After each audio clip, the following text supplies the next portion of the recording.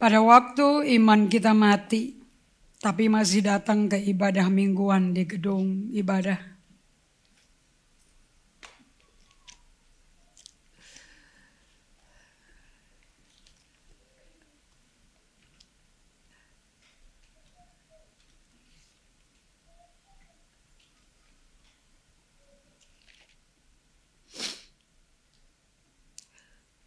Ini terjadi pada orang Israel di sepanjang kitab Hakim-Hakim. Ada 12 hakim yang terutama. Ini masa terjadi setelah Yosua mati. Kemudian memerintah orang-orang yang latar belakangnya kita nggak tahu, tapi dipakai dan dipilih sama Tuhan. Yang membuat saya bersyukur bahwa Tuhan bisa pakai siapa saja. Orang tak terkenal, tidak punya reputasi, tapi Tuhan pakai untuk membawa pertobatan. Kembali ke Tuhan. Menikmati kebaikan Tuhan, tetapi Tuhannya masih ditolak untuk menjadi raja bagi bangsa Israel. Puncak dari hakim-hakim, masa hakim-hakim sampai Imam Eli, kira-kira 485 tahun. Dan Imam Eli adalah hakim yang paling amoral, paling gagal, dan membawa kondisi Israel dalam titik nadir terendah. Kalau hakimnya, imamnya tidak kudus, maka seluruh rakyatnya tidak kudus. Sampai munculnya mereka minta supaya mereka punya raja seperti bangsa lain. Atas permintaan desakan orang-orang Israel yang lupa dan meninggalkan Allahnya yang membawa nenek moyang mereka keluar dari Mesir. Mereka pilih seorang namanya Saul dari suku Benyamin, suku terkecil. Penampilan ganteng, badan besar. Sama seperti zaman ini kalian lebih cari penampilan hamba Tuhan yang kece, yang keren, yang modern. Yang seperti dunia suka supaya orang dunia datang ke gereja, gedung ibadah. Hanya untuk dihibur dengan lagu-lagu sampai keluar istilah lagu-lagu dunia yang berbunyi rohani atau lagu rohani berlagu nada dunia. Dan semenjak di bawah pimpinan Saul, orang Israel tidak bisa mentaati Tuhan. Dan Allah mesti singkirkan Saul dan keluarganya, tidak ada yang hidup. Imam Eli keluarganya juga tidak ada yang hidup. Dihapus total silsilahnya dari muka bumi. Sampai Tuhan memilih seorang yang memiliki hati seperti dia, namanya Daud. Keluar dari keluarga, keturunan. Kalau kita baca dari silsilah kita Matius dan Lukas, silsilahnya Yesus. Keturunan dari bangsa Yehuda.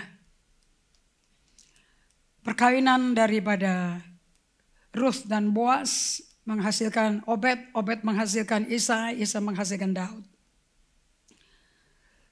Saya bersyukur bahwa Tuhan selalu penuh belas kasihan, dan kalau kita pun murtad dan berkelakuan lebih liar daripada orang dunia, lebih jahat daripada orang dunia di dalam gereja, di fasilitas gedung ibadah, di fasilitas organisasi gereja, itu adalah tipikal daripada orang-orang yang meninggalkan Allah. Kita lihat daftar hakim-hakim Israel yang pernah yang membuat perbedaan dengan baik. Otniel, Ehud, Shamgar, Deborah, Gideon, Tola, Jair, Jeftah, Ibsan, Elon, Abdon, Samson, Simpson. Ini semua pakai bahasa Inggris. Saya khotbah Jeftah di jemaat youth dan kampus Ignite. Anak hubungan gelap ayahnya dengan gundiknya. Setelah besar ditolak oleh kakak-kakak tirinya. Ditolak oleh ayahnya, ditendang keluar. Pada waktu Israel dikuasai oleh suku Amalek, mereka cari Jeftah. Allah itu penuh belas kasihan. Pikirannya saya gak terselami. Tapi orang yang disakiti pasti Tuhan akan pilih untuk menjadi penyelamat. Jeftah anak yang disakiti, ditendang keluar dari keluarganya sendiri, mengalami tertolak yang paling parah. menjadi petualang, kepala gangster. Tapi dia tidak pernah lupa firman Tuhan. Saya punya iman bahwa firman Tuhan dihormati kembali di Ignite. Dihormati kembali di jemaat single adult GGA. Dihormati kembali di keluarga-keluarga di GGA. Saya tidak ada harapan di satu manusia pun, gak ada orang hebat di GGA. Tapi Tuhan bisa bikin orang yang tidak ada apa-apanya menjadi hebat. Iman saya ada di situ. Dan Yefta bertobat dan dia mencari Tuhan. Rupanya berita itu sampai kepada keluarga Yehuda yang menendang dia. Dan Yefta dipanggil untuk menjadi kepala pemimpin daripada peperangan melawan musuh. Dan Yefta tanya, kalau aku menang, aku dapat apa? Yefta adalah orang yang solid cinta Tuhan. Bukan Kristen hari Minggu, bukan Kristen KTP. Anda yang Kristen KTP jangan terlalu yakin kau mati ke surga. Karena kalau saya lihat karakter-karakter dan proses yang mereka lalui untuk menjadi dari orang yang hancur ditolak, menjadi orang yang menjadi pahlawan Tuhan yang tercantum di Hakim-Hakim, di buku Alkitab suci kita, bayaran mereka mahal. Pelajari Yefta untuk dia bisa menang, mengalahkan seluruh musuh bangsa Israel. Dia bikin nazar. Orang yang serius sama Tuhan bikin nazar. Orang tua yang anaknya liar, yang murtad, yang bohong pertobatannya. Di gereja ini, mestinya bikin nazar kau. Yefta bikin nazar. Kalau engkau memberikan aku kemenangan Tuhan, orang pertama yang keluar dari pintu rumahku, aku serahkan padamu. Dia gak pernah mimpi. Yang pertama kali keluar dari kamar rumah itu adalah anak yang tunggal. Putrinya satu-satunya. Seputrinya Yefta untuk mengalami kemenangan bagi seluruh bangsa Israel untuk menyelamatkan satu kerajaan. Dia meratapi keperawanan dia karena dia tidak akan kawin seumur hidup karena dia nazar ayahnya. Saya mau kasih tahu pada kalian, ini Alkitab isinya bukan orang picisan, orang yang menghargai Allah.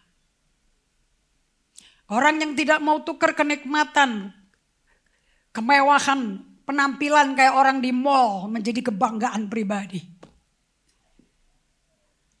Orang yang berkata, aku mati buat Yesus seperti Yesus mati buat aku. Jesus, the sweetest name I know. You offer all the same, just like your lovely name. I love you, because you first loved me. By taking your life, giving your life on Calvary tree. Calvary tree itu bahasa Inggris daripada salib.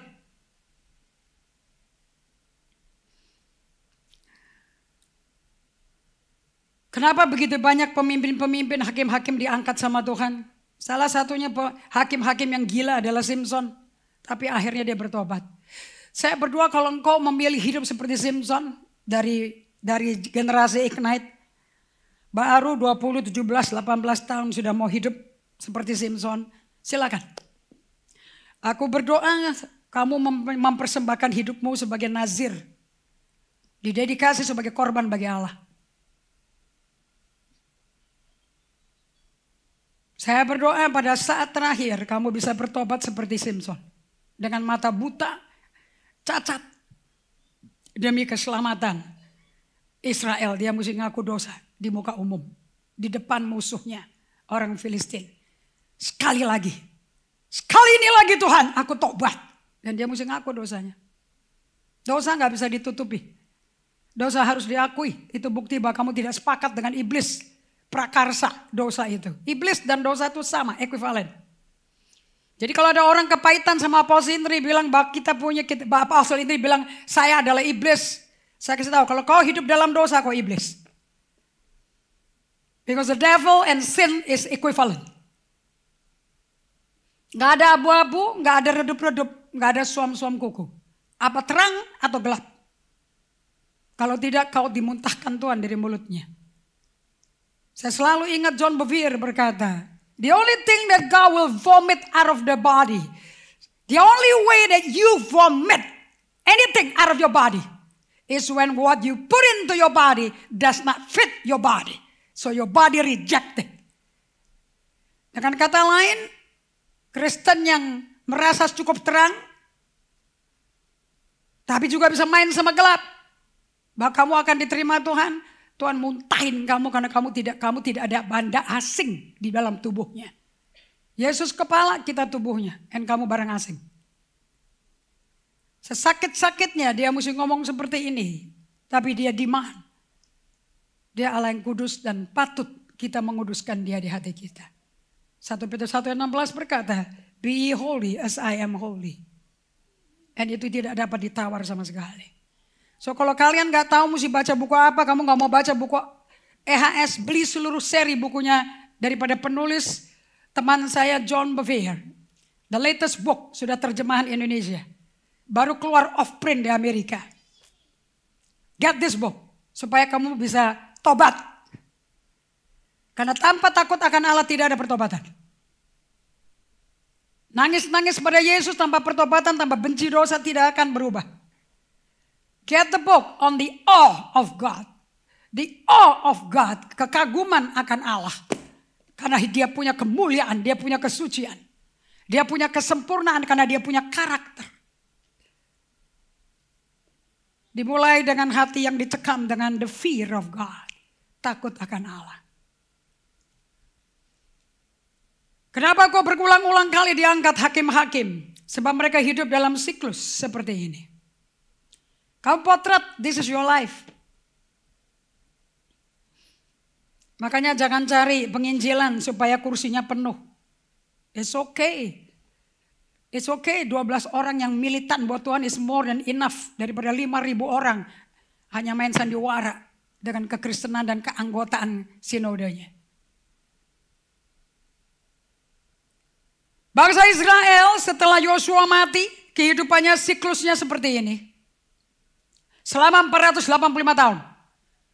Sampai Ikebot, Allah meninggalkan Israel sama sekali. Baru tahu rasa mereka. Di bawah kekuasaan musuh mereka Filistin. Kamu mesti suka Alkitab.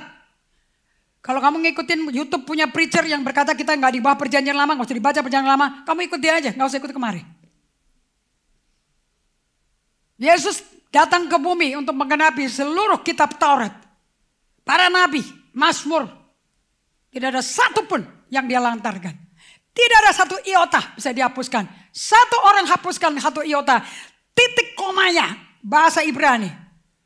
Kamu akan mendapat kutuk dan hidup paling rendah dan tidak akan selamat. Kena tulah kau. Penderitaan yang kamu alami, disakiti orang, ditipu orang. Nothing. Kamu siapkan dirimu untuk siap menerima hukuman Allah. Lebih mengerikan. Seperti dialami oleh bangsa Israel. Yosua mati, semua penatuannya mati. Yang mencintai Tuhan dengan segenap hatinya, Yosua dan Kaleb memiliki a different spirit. Jiwa yang berbeda karena sepenuh hati mentaati Tuhan. Melakukan kehendak Tuhan. Oleh sebab itu Tuhan memberikan tanah perjanjian mereka di tanah milik pusaka mereka di Hebron bagi Kaleb sesuai janji Allah, janji Musa sebelum mereka nyebrang sungai Yordan. Setelah Yosua mati, seperti Yosua prediksi, kau pasti tidak akan menyembah Allah lagi. Mereka jamin muluk-muluk, pasti kita nggak mungkin meninggalkan Tuhan. Allah yang membawa kita dengan luar biasa, mujizat luar biasa, belah laut merah, menguburkan Firaun dengan 600 kereta kudanya, hidup di dalam lautan samudra, laut merah. Nggak mungkin kita nggak ikut sama Tuhan, itu mana mungkin. Bikin batu peringatan, tanda tangan Yosua dan seluruh tua-tua Israel yang 20 tahun ke atas. Karena yang 20 tahun ke bawah, 20 tahun ke atas mati semua di padang gurun. Karena hati mereka hati bajingan dan mencobai Tuhan terus. Mereka bandingin Allah Israel yang membebaskan mereka dari belenggu. Dewa dunia namanya Firaun. Yang membuat mereka merdeka, tidak lagi digebukin, kerja 430 tahun tanpa istirahat. Gak ada rehat. Senin sampai Senin, Minggu sampai Minggu. Dan tidak digaji karena mereka budak. Budak artinya dimiliki. Dan mereka dibebaskan itu semua. Bisa lupa loh. Dan berkata, Tuhannya orang Kanaan juga keren-keren. Ini budayanya orang Kanaan juga keren kan budayanya kan.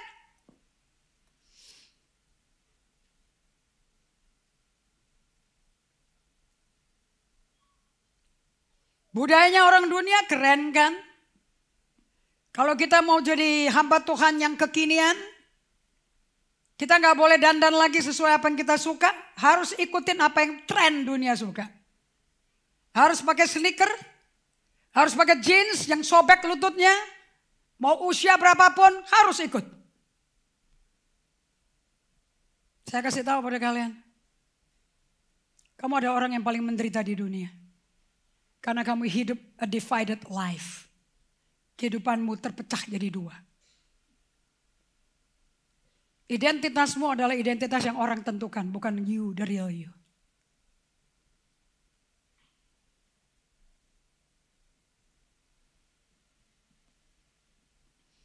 Orang Israel sama. Well, budaya, bagaimana caranya setan masuk dalam kehidupan kamu? Orang Kristen.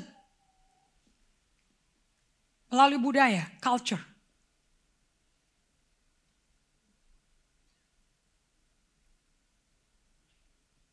Melalui pendidikan, melalui makanan, melalui musik. Itu bagaimana setan masuk ke kamu. Dan yang mengerikan di Amerika, dosa dilegalisir. Bahwa transgender adalah sah, itu lahir seperti itu. Cerdik sekali ular itu. Sayangnya orang Kristen gak tulus seperti merpati. Sehingga kecerdikan setan pun dibawa masuk ke gereja.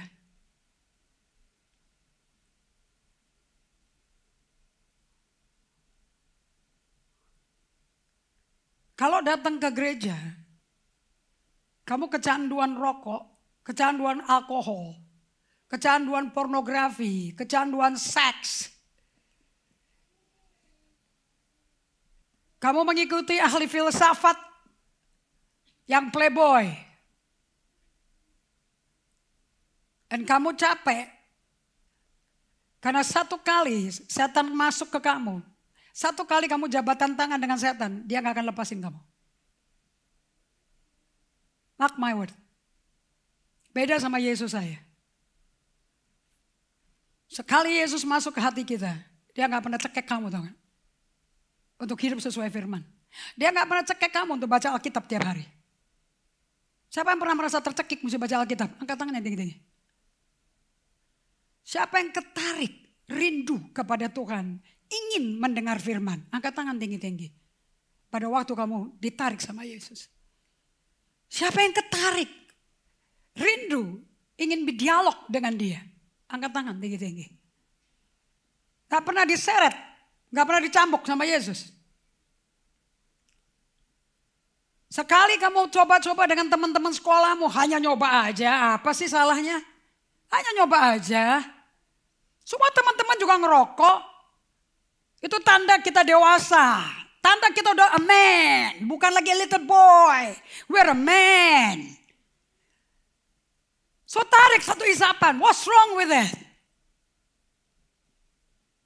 Kalau nggak mau, pahit rasanya dengan tobacco itu, pakai vape. Ada orang tuanya yang kasih duitnya untuk beli vape. Anak mesti dipaksa atau tahun abad ini zaman ini anak mesti dipaksa. Biarin deh, biar dia rasain deh. Anda mau tahu kenapa orang tua ngomong seperti itu?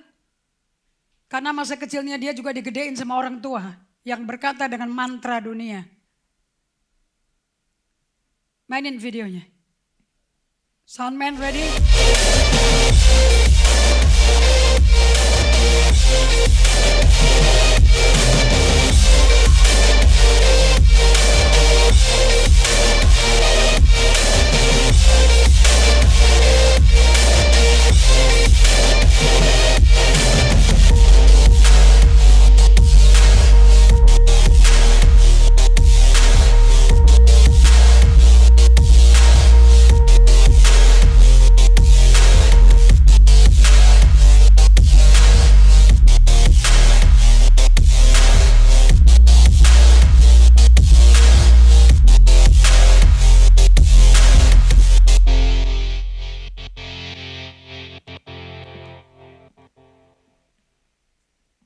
Setiap orang berbuat apa yang benar di mata masing-masing.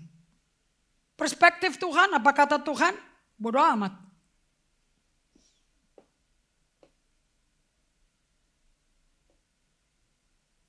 Dan kakak-kakak rohani tidak menegur, tidak mengkoreksi, membiarkan. Saya nggak tahu siapa yang bisa dipercaya Tuhan di ruangan ini. 6 tahun ya, GGA dibongkar loh fondasinya. Kersel berantakan. Dan kalian tenang-tenang. Saya sudah marah-marah di Kersel, kalian tenang-tenang. Kita mau melakukan apa yang kita mau. Kersel musik kayak begini. Ini yang kita suka, orang suka kayak gini, musik kayak gini. Terus ini gereja Tuhan apa gerejamu?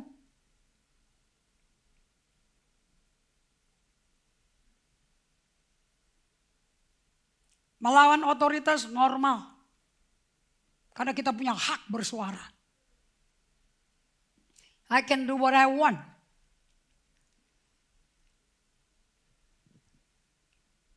Gak harus atur-atur. Siapa itu Apostle Indri yang ngatur-ngatur? This is my life. Mami papi gue aja gak ngatur. Ini lagi pendeta ngatur-ngatur. Kalau engkau bersuara seperti itu di hatimu, di benakmu, kamu belum Kristen. Kamu bukan pengikut Kristus. Kamu belum selamat. Kamu sobek aja tuh. Kertas sertifikat baptisan selam. Sobek aja. Kok baptisan selam itu gak jamin apa-apa. Di surga gak butuh baptisan selam. Sertifikat gak butuh. Baptisan selam tidak menyelamatkan. Baptisan selam hanya deklarasi bahwa Tuhan telah bekerja di hati kamu. Cek ya. Ini ada blind spot di speaker saya nih.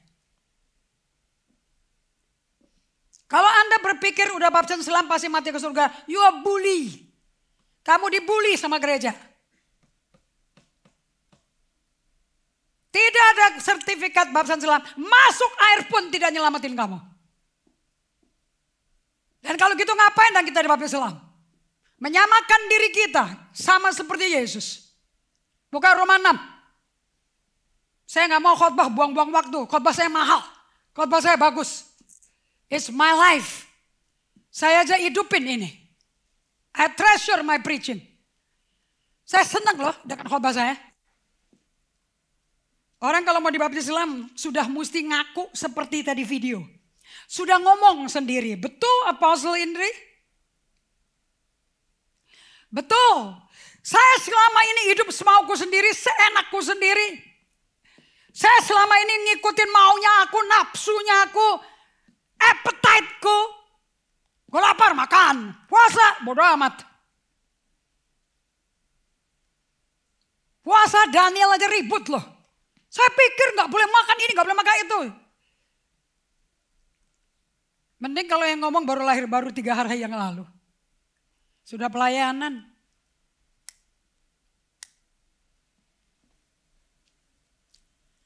Jika demikian, apakah yang hendak kita katakan?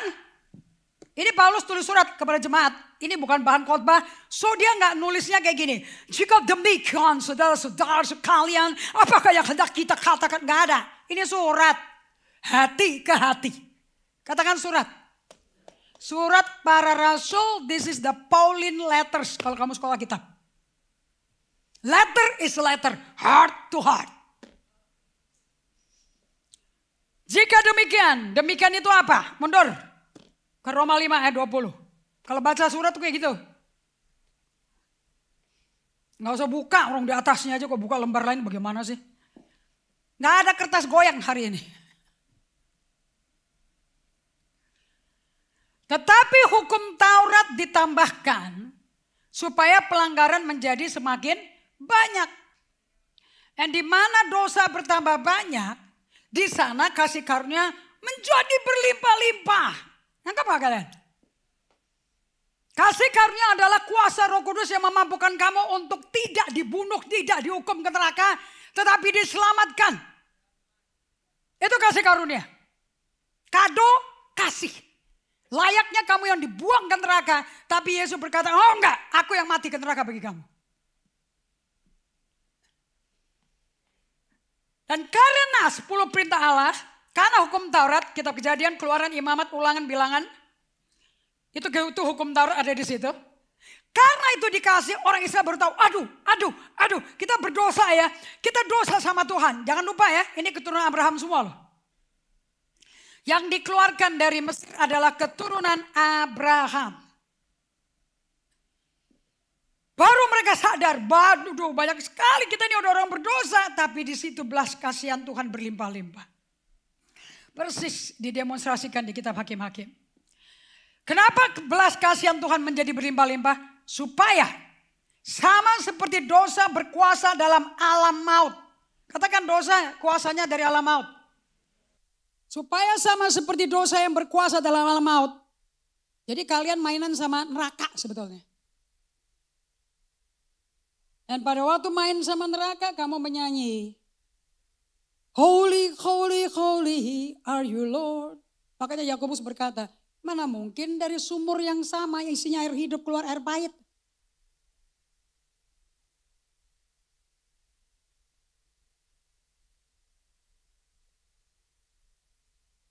Demikian kasih karunia akan berkuasa oleh kebenaran untuk hidup yang kekal. Oleh Yesus Kristus Tuhan kita. So Yesus ambil tempatnya kalian yang hidup di alam maut. Yang hidup dengan neraka karena masih suka dosa. Jadi kalau orang masih suka dosa jangan diapa-apain. Diemin aja. Well, kita hilang member. Kita hilang kurang anggota sel. GGA kurang gak bertambah-tambah cuma biarin aja. Yesus puas kok dengan 12 yang mau menurut sama dia. Mendingan besarkan 12 orang yang solid sama Tuhan. Daripada 12 ribu orang yang penipu. Percaya, pelayanan yang sejati. Kehidupan pelayanan itu dibiayai Tuhan. GGA dibiayai Tuhan. Dan saya pengurus yang baik. Makanya bisa mulai di Bali dan bisa mulai di BSD.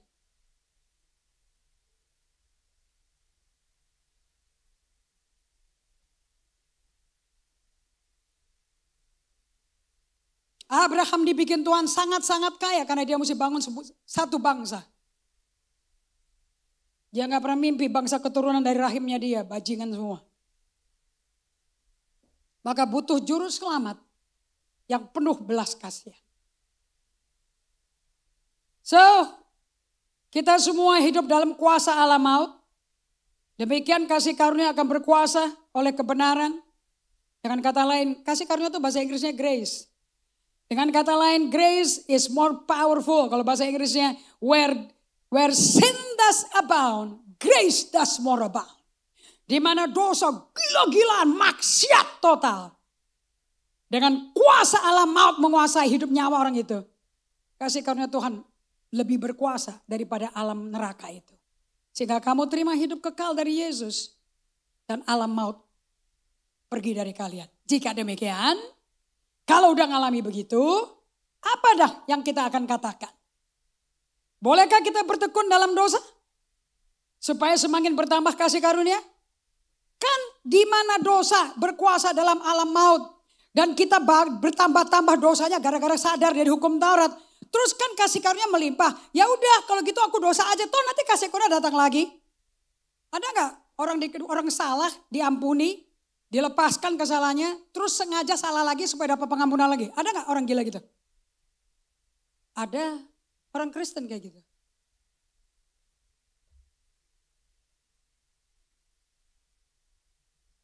Tetapi Paulus berkata, ayat 2 Roma 6, sekali-kali tidak. Ada tanda seru? Ada gak?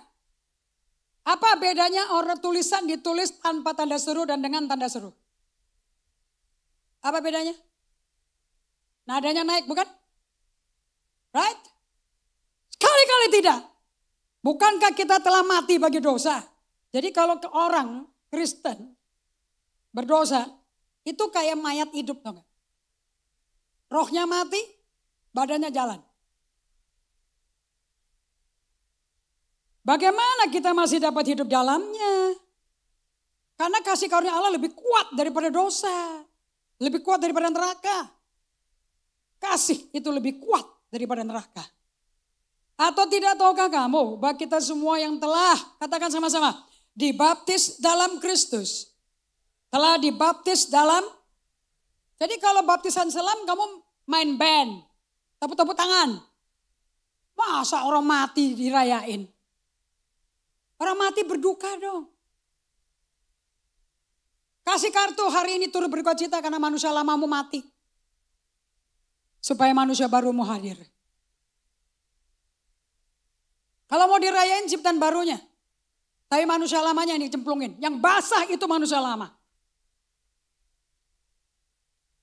Jadi kalau kamu gak ngerti Injil, doktrin, dasar kekristenan.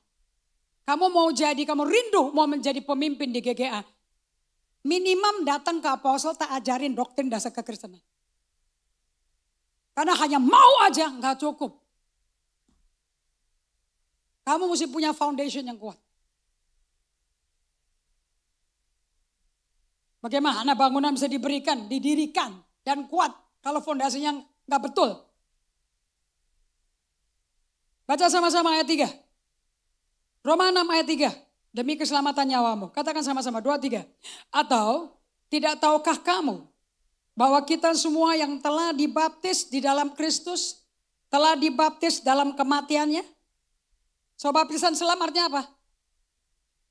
Katakan saya mati. Apa pesta? Pestanya cuma mau keputusan yang kau bikin, aku mau mati terhadap diriku. Aku mau mati terhadap kuasa dosa di badanku. Dan aku mau hidup bagi Allah. Ayat 4, katakan sama-sama. 2, 3. Dengan demikian, kita telah dikuburkan bersama-sama dengan dia oleh baptisan dalam. Jadi waktu masuk ke dalam air, kamu lagi dikubur gak? Manusia dosanya itu loh. Egomaniak narsistiknya itu loh. Aku mau melakukan apa yang ku mau. Aku mau lakukan apa yang ku suka. Gak ada orang ngatur. Orang tua aja gak ngatur. Ini hidupku. Aku mau berteman dengan siapa aku mau berteman. Aku mau ngomong apa yang ku mau ngomong. This is my life. Di pandangan mataku ini yang benar buat aku. Don't you touch me. Orang kayak gitu dikasih Injil. Nanti kamu masuk neraka. Kamu terima Yesus baptis. Terus dia baptis. Karena dia gak mau nerakanya, dia mau surganya. Gak ada yang otomatis. Baptisan selam gak akan lakukan apa-apa. Tuhan mesti lakukan operasi sunat hatimu dulu. Lahir baru artinya sunat hati. Jadi kalau ditanya kamu udah lahir baru belum? Belum. Dan hatimu perlu disunat. Kalau gitu bagaimana cara yang mesti dengar firman? Baptis bukan cuci baju ya. Kamu dikubur bersama-sama dengan dia, Yesus. Oleh baptisan, ayat 4, dalam kematian. Supaya sama seperti Kristus telah dibangkitkan dari antara orang mati. Oleh kemuliaan Bapa. Demikian juga kita akan hidup dalam hidup yang baru. Kalau bahasa Inggris, I really like it now that you died and you are being rose from the dead through the glory of the Father. Now you receive a newness of life. Terima hidup yang baru. Gayanya udah baru. Karaktermu, pilihanmu. Ayat 5, katakan sama-sama. Sebab jika kita telah menjadi satu dengan apa yang sama dengan kematiannya, you become one with the death of Jesus. Kita juga akan menjadi satu dengan apa yang sama dengan kebangkitannya. So we will be resurrected. Tapi hanya kematian bisa mengalami kebangkitan. Kalau belum mati bagaimana dibangkitin? Betul apa tidak? Ayat 6. Karena kita tahu. Katakan sama-sama 3 kali. Karena kita tahu. 2, 3. 1, 2, 3. 1, 2, 3. You better know this, man. And ini tahu bukan di otak. Tahu ini ada di hati. This is a testimony, a witness, kesaksian di dalam hati. Karena kita tahu, lanjut, bahwa manusia lama kita telah turut disalibkan. Supaya tubuh dosa kita hilang kuasanya. Jadi kita masih pakai tubuh dosa enggak? Yes, namanya apa? Manusia lama. Ada kuasa dosanya enggak? Ada, tapi waktu kita putuskan untuk mati, bagi manusia dosa, manusia lama, itu hilang gak kuasanya? Hilang kalau engkau putuskan. Kalau tidak akan tetap berkuasa. Agar jangan kita menghambakan diri lagi kepada Sony, balik lagi kepada tagline-nya GGA. Supaya orang di sini tahu kenapa tagline-nya ini. Lihat di sini. Kenapa ini tahun penuh ucapan syukur dan upah dari Tuhan? Because God is a God who reward.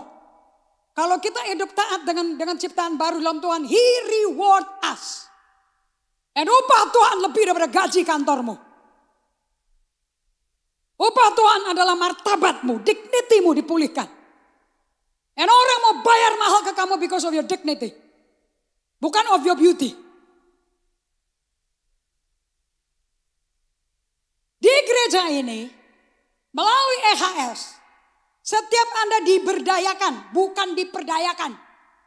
Kalau diperdayakan saya pakai kamu. Kalau diperdayakan ada kuasa lain yang membangun kamu, equip kamu. Bahasa Inggrisnya berdayakan adalah empower.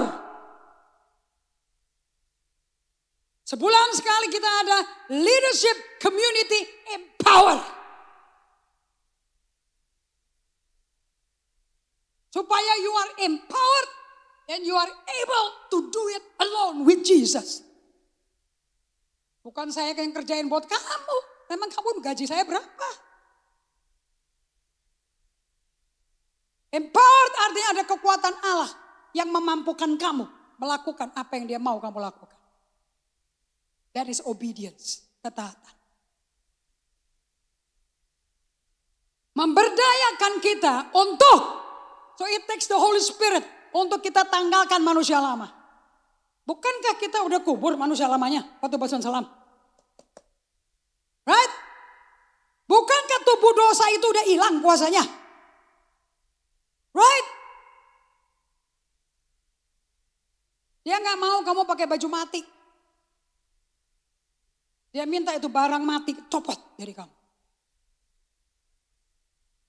Tanggalkan. Dan hanya melalui kuasa Roh Kudus bisa ditanggalkan. Tanggalkan manusia lama itu. Kenakan manusia baru yang kamu ditipu iblis, percayanya salah. Barang siapa dalam Kristus dia ciptaan baru, yang lama berlalu. Oleh sebab itu kita ciptaan baru. Kita udah baru. Apanya yang baru? Manusia lamanya masih menjadi Goliatnya kamu. Anda mau tahu Goliatnya kamu siapa? Bukan iblis. You, yourself. Manusia lamamu. That's your Goliath. Musuh kita bukan iblis lagi. Karena Kolose 2 ayat 15 mengatakan bahwa setan sudah dilucuti kuasanya dan hilang kuasanya. Ngapain melawan setan, musuh yang gak ada giginya lagi, gak ada kuasa lagi? Apa? Musuh apa kayak begitu? Udah kocan. So siapa musuh sebetulnya? Yourself. Tubuh yang berkuasa dengan dosa. Manusia lama. Yang penuh dengan DNA dari nenek moyang kamu. Yang membawa semua silsilah sejarah keluargamu. Makanya kalau kamu gak suka sama keluargamu. Dan bersumpah kayak begini. Aku amit-amit punya keluarga kayak papi mami gue. Gue gak mau kayak papi gue. Aku gak mau kayak mami gue. Hanya orang kepahitan bisa ngomong kayak begitu. Dan pada waktu kamu bikin sumpah seperti itu.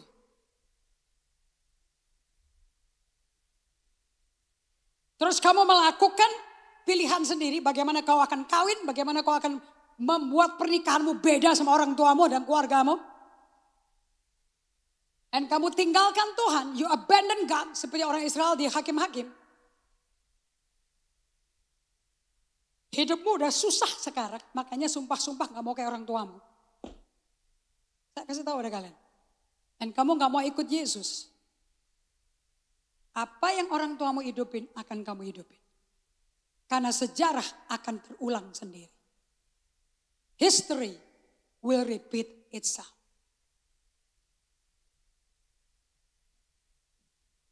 Kamu gak suka nasibmu, kamu gak suka hidupmu sekarang, kamu sumpah gak mau kayak ayahmu, gak mau kayak ibumu. Emang saya tahu pada kalian.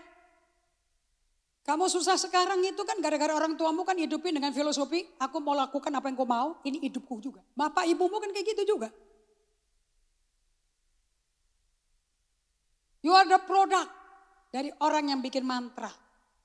Mantranya, saya mau lakukan apa yang aku mau lakukan. Saya suka apa yang saya suka lakukan.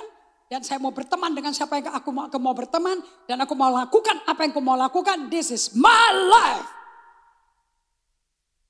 Hati-hati kalau nonton film-film Hollywood. This is my life. No. Orang Kristen gak bisa ngomong lagi, this is my life. Because kamu udah dikubur. Dan hidup siapa dan yang kita punya? Buka Galatia 2, 20. Nanti kita balik lagi ke Romana. Majority kalian gak ngerti foundation dasar kekristenan. You don't. Kamu gak tahu namanya pertobatan. Makanya di belakang saya bisa ngomong dosa dan melakukan dosa seperti makan kacang goreng. Dan tidak ada sedih. Ditegur malah marah balik. Bisa bela diri, bisa ngelawan sekalian. Dan dikasih syarat pendetanya. Kalau mau negur saya mesti seperti ini cara negurnya.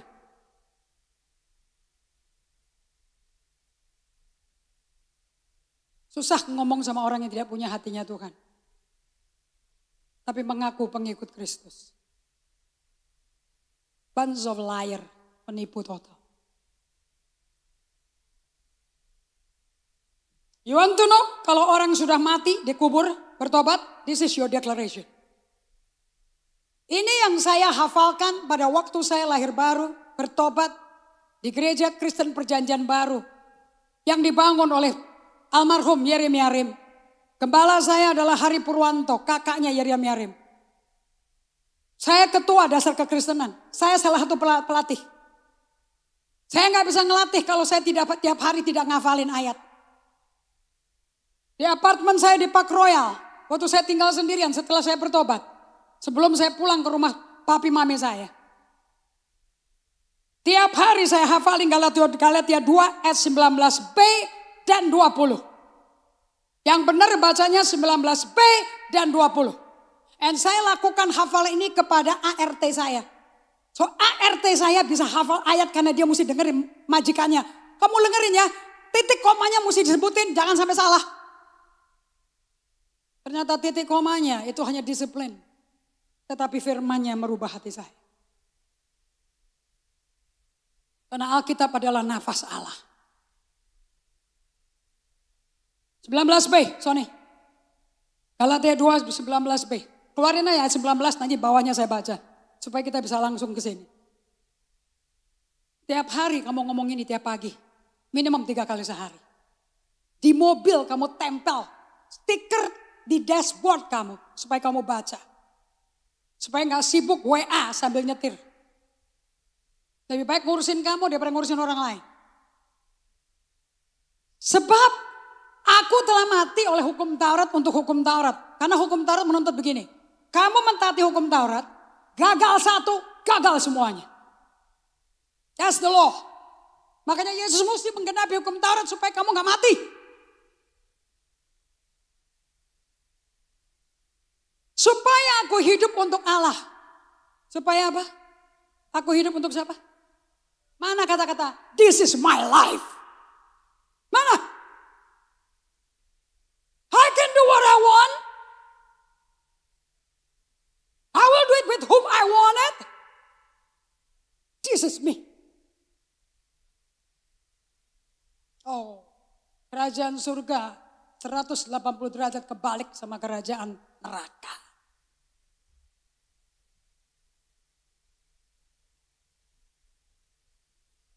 Saya mau minta sama Tuhan seluruh jemaat yang masuk ke gedung ini dimurnikan Tuhan.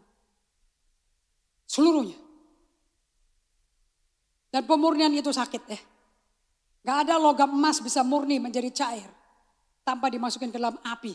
Berhari-hari berjam-jam per hari. So kalau kamu komplain dan lapor ke Apostle Indri, saya gak kuat penderitaan ini. I'm sorry. Kamu mesti lewati. Karena itu proses dari Tuhan. And that's the only way. Karena kita semua pakai tubuh dosa. Gak ada yang lahir benar. Aku telah disalibkan dengan Kristus. Aku telah disalibkan dengan Kristus. Lambang salib, lambang apa? Mati atau kehidupan? Of course mati. Namun ayat 20. Namun aku hidup. Makanya huruf kecil. Berarti nyambung dari Galatia 2 ayat 19b. I'm crucified with Jesus. I die. Kalau masuk ke dalam kolam baptisan selam, I die. I crucify my flesh. I crucify the old me. The false you. Kalau mau ngomong pakai istilah fake you, that's the old you. Itu manusia dosa. Saya kesel sekali loh dibawa istilah-istilah dunia fake. Padahal yang ngajar juga fake.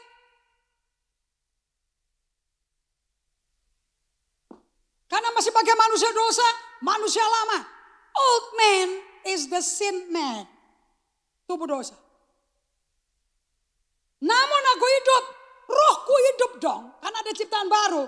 Tapi di old man mesti tambah lama, tambah mati lemas, tambah mati lemas. Gak ada daya sampai kehendakmu Tuhan, bukan kehendakku. That's your battle every day. Termasuk pendetanya, termasuk saya, itu battleku. Kalau saya gak ada battle ini, dan I'm a liar.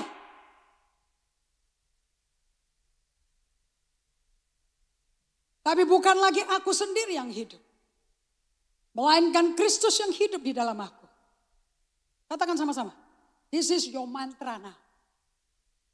Kalau betul-betul bertobat, this is your mantra. Dan gak susah bacanya. 2, 3. Aku telah disalibkan bersama Kristus, namun aku hidup. Lanjut. Tetapi bukan lagi aku sendiri yang hidup. Melainkan Kristus yang hidup di dalam aku. Dan hidupku yang kuhidupi sekarang di dalam daging adalah hidup oleh iman dalam anak Allah yang telah mengasihi aku dan menyerahkan dirinya untuk aku. My God, you have Christ inside of you. Manusia lama disalibkan, ditanggalkan.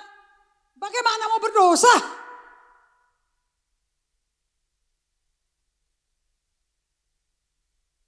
Mikir aja tidak, disebut aja gak layak. Tapi kalau kamu tidak baca ini tiap hari, kamu gak ngomong ini tiap hari ke kamu, ini gak ada di kamu. Kamu akan tetap mainan sama dosa. Dengan roh cemooh. Dan roh mencibir pendetanya. Lebih baik saya tidak disukai orang daripada saya tidak disukai Tuhan. That's my choice. Dan itu pilihan saya mati. Saya lebih baik jadi pendeta tidak populer daripada terkenal. Tetapi kamu hidup untuk dirimu sendiri.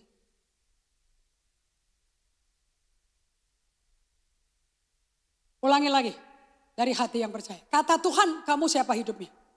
Sesuai Roma 6. 2, 3. Aku telah, hanya kalimat bawah aja yang dibaca. Aku telah disalibkan dengan Kristus. Namun aku hidup. Tapi bukan lagi aku sendiri yang hidup. Melainkan Kristus yang hidup di dalam aku. Dan hidupku yang kuhidupi sekarang di dalam daging adalah hidup oleh iman di dalam anak Allah yang telah mengasihi aku dan serahkan dirinya buat aku. Ini saya hafalan. Bos 7 perusahaan. Saya hafalan. Kamu pegawai kantor kecil, gaji kecil, ekonomi parah, tidak mau menghafal ini. Lebih suka reciting stresnya kamu, problemnya kamu. Come off it, man. Where's your logic?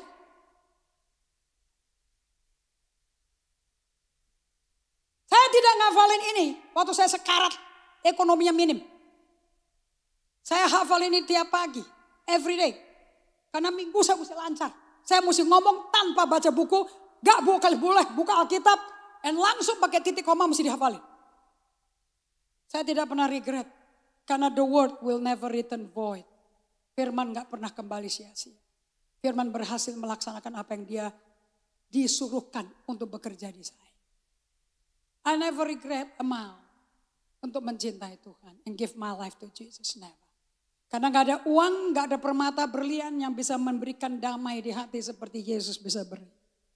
Orang gak bisa tidur loh tanpa damai loh. Orang mesti pakai obat tidur untuk tidur. Cannot. You need Jesus as the peacemaker inside your heart. Bukan pacemaker, peacemaker. Kalau kamu tidak ada peacemaker, kamu akan pasang pacemaker di jantung lo. Sekali lagi kita mau tutup dengan ini. Dan kita akan kembali ke Roma 6 and we're done. Katakan sekali lagi, 2, 3.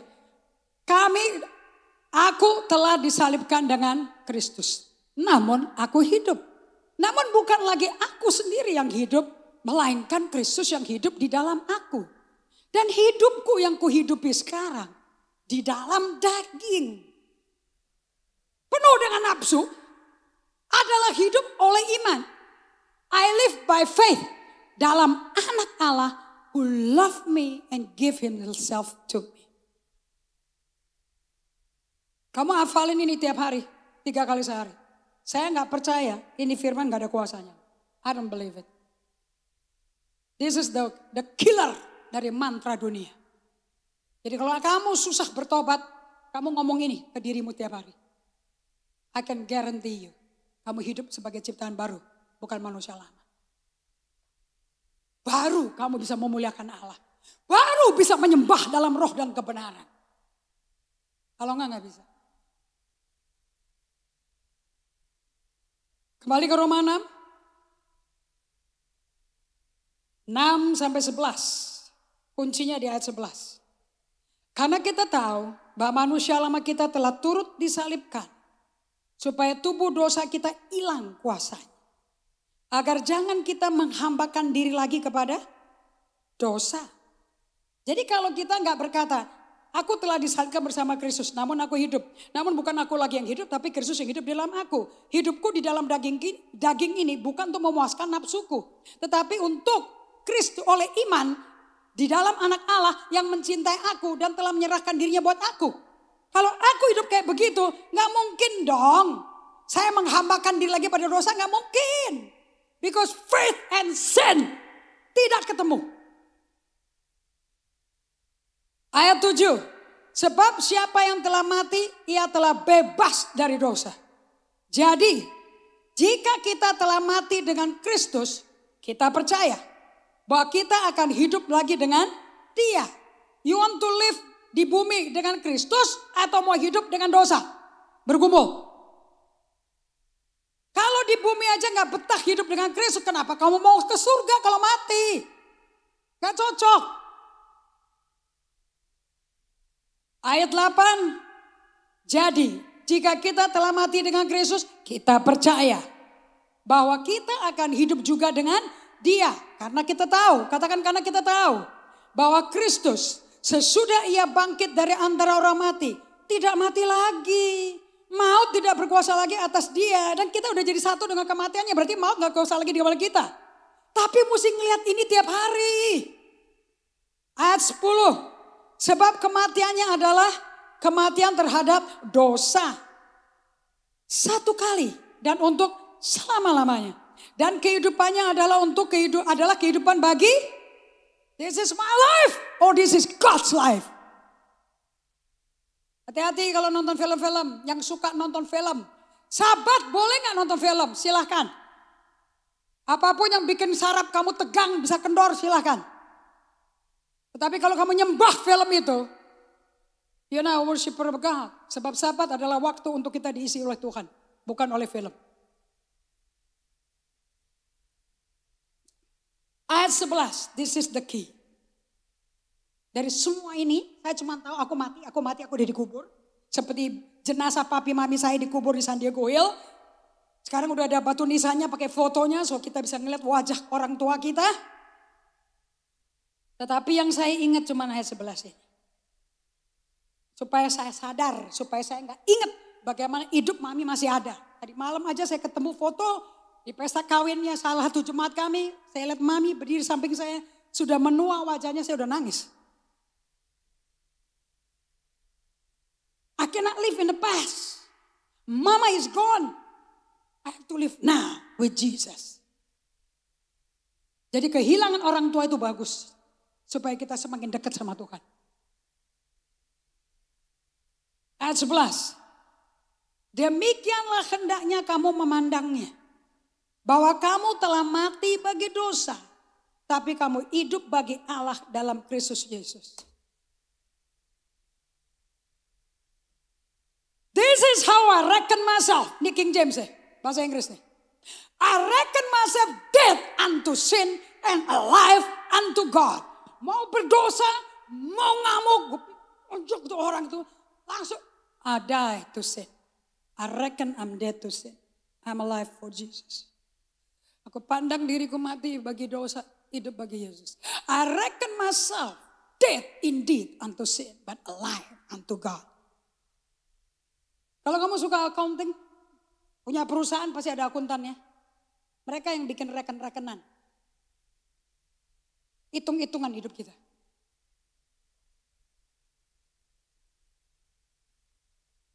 You need to reckon yourself. Hitung berapa persen fokusmu masih kepada nafsu daging, nafsu rakus, tamak, serakah, banding-bandingin sama orang, suka banding-bandingin pendeta lain lebih hebat, lebih apa, greedy, appetite, semua itu dewa-dewa dunia. Itu orang kalau sampai timbul kayak gitu, udah pernah dibaptis Islam, dia langsung berkata, I reckon myself dead into comparison, greed, striving, lust. I'm alive unto God through Jesus Christ my Lord. Gak ada orang hilang nafsu toto, gak ada. Mesti dipraktekkan, mesti ngomong. Mesti renungkan firman. That's the only way. That's the only way. Dari mana saya belajar seperti itu? Bagaimana saya bisa hidup seperti itu? Yosua 1 ayat 8. Sebagai penutup, baca sama-sama. Mana ada dengar khotbah langsung otomatis kamu beres hidupnya gigit jari, men. Nggak ada pendeta dibayar jadi tukang sulap. Saya bukan David Copperfield. Dan kamu nggak usah lihat saya sebagai orang suci. Saya pun masih berjuang untuk disucikan Tuhan. Dan saya mau berteman sama orang yang mau berjuang bersama Tuhan. Bukan yang main sandiwara. Orang nggak kerja, palsu. Orang kerja keras bersama Tuhan, itu orang otentik. Dan peperangan antara manusia lama dan manusia baru itu real. Real, bisa nangis kamu. Gak ada jadi Kristen enak, gigit jari. Kalau ada pendeta bilang ikut Tuhan itu enak, bohong. Karena kita masih pakai manusia dosa. Tubuh dosa. Dan kalau itu tubuh kita nggak ingetin diri kita. Tubuh dosa, lu mati tau, udah dikubur. Taruh di tempat dandan, meja dandanmu itu. Gak laki, gak perempuan, tetap shaving. Perempuan pakai bulu mata palsu, copot pasang itu lem. Taruh di situ foto kamu waktu kamu diselam. Kalau tuh lagi nafsu mau berdosa. Mau rakus padahal musuhnya doa dan puasa. Mau rakus kepikiran makanan. Kamu mati. Kamu pikir, kamu pandang dirimu mati bagi dosa. Dan hidup kamu bagi Yesus Kristus. Harus sengaja ngomong, gak bisa. Nggak ada, didoakan langsung hilang tuh. Kalau kayak gitu gue juga mau. Kalau memang bisa kayak gitu, saya nggak usah jadi pendeta hari ini. Gue tumpangin tangan orang aja keliling-keliling, gue banyak pengikutnya loh.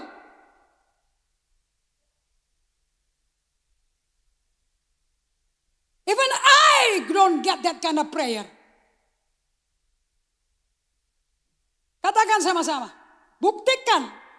Mengulangi firman, lakukan firman is a must. Ini cara bagaimana Yosua bisa punya kuasa untuk menang atas segala 7 bangsa lebih besar. 7 bangsa suku yang menyembah Baal dan Asitoret. 7 bangsa sadis yang dewa mereka minta nyawa bayi dipotong, dibakar untuk korban. Makanya Allah musnahkan suku Kanaan. Kenapa? Sadis, manusia ciptaan dia dibakar hidup-hidup. That's why 7 bangsa itu mesti dibunuh. Kenapa orang Israel jadi melakukan yang sama? Gila gak tuh? Sebelum kenapa Yosua menang? Berhasil sebagai pemimpin. Jangan engkau lupa. Memperkatakan. Kamu lagi mau jatuh dalam dosa. Tergiring untuk murtad. Tergiring untuk melakukan ini. Mau balas dendam. Aku pandang diriku mati bagi dosa. Apakah itu ayat? Roma 6 ayat 11, yes. So kita perkatakan ayat itu. Jangan lupa. Jadi kamu tuh udah punya handle-handlenya. Kalau mau dosa, mau nafsu ini, mau berjinah, mau lihat pornografi, situs pornografi, mau lihat buang-buang duit, shopping, buang-buang waktu, minum-minum alkohol, langsung ada kuncinya. Akhirnya Roma 6 ayat 11 aku diingetin. Dan nanti Roh Kudus kok yang tolong. Gak perlu otak pandai, gak perlu. Makanya Roh Kudus tinggalnya di hatimu, gak tinggal di sorga. Dia gak pilih gedung ini juga. Makanya saya gak pakai tanda-tanda salib apapun di sini. Supaya kamu gak kultuskan gedung ini. Ini gedung gak suci, kamu yang suci. Katakan lagi, 2, 3. Janganlah engkau lupa memperkatakan kitab Taurat ini. Tapi minimum 2 kali tuh. Minimum 2 kali kamu ulangi siapa kamu sekarang di dalam Kristus setelah dibaptis selam. Bahwa kamu adalah Galatia 2 ayat 19 dan 20. Aku telah disalibkan bersama Kristus. Namun aku hidup. Namun hidupku bukan untuk diriku lagi tapi hidupku untuk Kristus. Hidupku untuk memuaskan manusia dagingku. Tapi hidupku karena iman oleh anak Allah yang mencintai aku dan menyerahkan hidupnya untuk aku. So jangan lupa perkatakan kitab Taurat ini, renungkan siang dan malam. Supaya engkau bertindak. Hati-hati, itu dibikin sama Roh Kudus hati-hatinya. Bukan kamunya. Gak perlu kayak orang stres, ini gak boleh, ini gak boleh. Gak ada, di dalam Kristus itu gak ada, gak boleh ini, gak boleh itu. Harus ini, harus itu gak ada. Itu orang Farisi itu. Itu pakai kekuatan sendiri. Terkutuk orang mengandalkan orang lain dan pakai kekuatan sendiri. Gak pernah lihat hari baik hidup kamu. Berbagailah orang yang mengandalkan Tuhan. Untuk berkata, untuk bisa hati-hati, Tuhan yang kerjain. Firman-Nya yang kerjain, bukan saya. Ini badan tahu. Ini badan tahu, harga baju 35 juta. Ini badan tahu, pakai sepatu 15 juta. Tahu.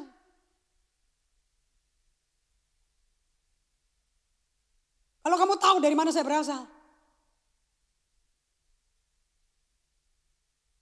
Bagaimana nafsu 15 juta sepatu itu? Bagaimana beli tas 100 juta bisa diem tuh? Gaji saya bukan 45 juta UMR.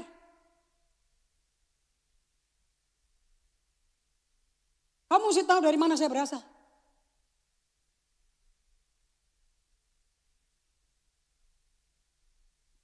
Saya bisa hati-hati karena Roh Kudus, karena firman-Nya. Firman-Nya itu hidup dan kuat dan aktif. Dengan segala yang tertulis di dalamnya. Sebab dengan demikian, perjalanan rohaniku, my journey of life, my journey of faith akan berhasil dan aku beruntung. Kalau mau jadi Kristen, jadi contoh orang beruntung dan sukses. Jangan jadi Kristen yang mukanya panjang, tunjukkan betapa gereja ini baik karena nolong kita lagi stres. No. Yang kamu maksud gereja itu pendetanya sebetulnya. Saya menolak untuk pikul beban. Tapi saya mau dengar problem. Dan saya mau dengar waktu kamu bagikan problemmu. Are you still blaming people? Untuk problemmu kamu salahin orang? Number 2. Apakah engkau mengatakan kamu korban orang itu? Victim mentality, blaming game seperti Adam semuanya di Taman Eden. Ditendang keluar ya. 3, because kemuliaan Allah gak bisa main-main sama pura-pura. Kemuliaan Allah hanya bisa diam di tengah hati orang yang remuk dan hancur dan mengaku aku orang berdosa. Aku juga ada andilnya kesalahan ini terjadi. Kalau Adam mau mengaku saja, aku ada andilnya. Aku lebih dengar istriku daripada engkau. Aku tobat, aku minta ampun. Gak perlu Yesus mati di kayu salib. Sampai hari ini pun orang sudah ngaku salah saja setengah mati. Terpaksa saya mesti angkat suara saya. Untuk langsung pusatkan ke akarnya. Karena Roh Kudus dan kasih karunia Allah hanya bisa bekerja melalui orang rendah hati. Tuhan benci orang congkak, tapi mengasihi orang rendah hati. Dan untuk kita bertobat butuh grace, butuh kasih karunia. Tapi kasih karunia gak datang kalau kita sombong, arogan. Saya selalu ditantang sama orang Kristen yang ngomong kayak gini. Aku dipermalukan di muka umum sama Ibu Indri. Kalau dosa di dalam hadirat Tuhan seperti ini, kemuliaan Allah hadir, kamu akan langsung dituding sama Tuhan. Supaya kamu bertobat. Karena kamu masuk ke rumahnya dia. Ini bukan studio 21.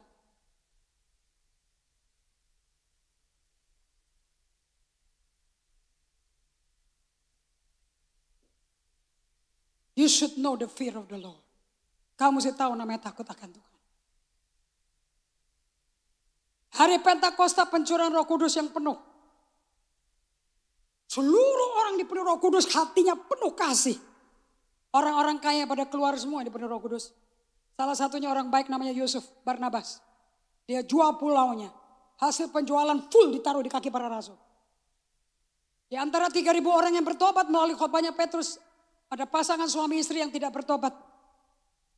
Tapi dia lihat orang-orang mendapat kehormatan, dirayakan pemberiannya. Mereka jual rumah mereka. Mungkin 9 juta dolar US kali. 2 juta US dia bawa ke gereja. Gede 2 juta US itu. 7 jutanya disimpan sendiri. Tapi mereka datang ke ibadah itu dengan penuh Roh Kudus loh. Dia bilang 2 jutanya US ini sepenuhnya hasil penjualan. Bohong gak? Bohong gak? Petrus yang penuh Roh Kudus yang ngomong melalui Petrus. Ananias, kenapa kau mendustai Roh Kudus? Kenapa hatimu dikuasai iblis? Itu khotbah ya, khotbah. Di depan 3.000 jemaat, hatimu dikuasai iblis. Kamu bilang khotbah saya keras? Baca Alkitab. Kamu penjual tanah ini sekian, kamu bilang yang harga seluruhnya? Ya, terus langsung putus nyawanya. Tidak ada lagi alibi, tidak ada defense case. Nggak bisa masuk pengadilan. Langsung mati.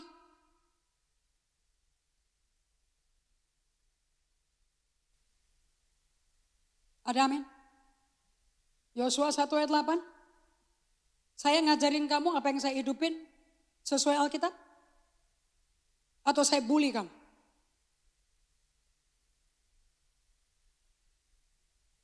Kamu hormati saya untuk ketaatan saya pada firman. Tapi saya gak gila hormat sama kamu. Gak gila hormat. I'm just ordinary human being.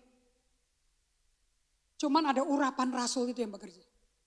Yang akan mendobrak semua kepalsuan dalam hidup orang Kristen. Karena kita semua adalah anggota tubuh Kristus. Gak mungkin kepalanya membiarkan anggotanya rusak dan tertipu. Tundukkan kepala. Mari kita terima berkat Tuhan. Angkat tanganmu. Pulanglah setelah ibadah ini dengan hati yang takut akan Allah. Dia dekat kepada orang yang takut akan Allah, Tuhan akrab. Dia akan singkapkan perjanjiannya bagi orang yang akrab dan takut akan Allah. Karena dia mau akrab dengan kita, maka Tuhan berjanji. Tuhan memberkati engkau dan melindungi engkau secara pribadi. Tuhan menyinari engkau dengan wajahnya dan memberi engkau kasih karunia. Tuhan menghadapkan wajahnya kepadamu dan memberi engkau damai sejahtera. Karena hatimu takut akan Tuhan, dia tempel kamu. Sehingga sama seperti Sarai, namanya berubah jadi Sarah. Abraham jadi Abraham. Karena hak dari Yahweh, dia tidak malu ditempel ke manusia fana itu. Karena dia bergaul dengan Allah. Biarlah hidupmu, visimu menjadi sama, satu bersama Allah. Sampai minggu depan. Di dalam nama Yesus. Yang terima janji Tuhan dan perintah Allah ini, katakan amin. Amin. God bless you.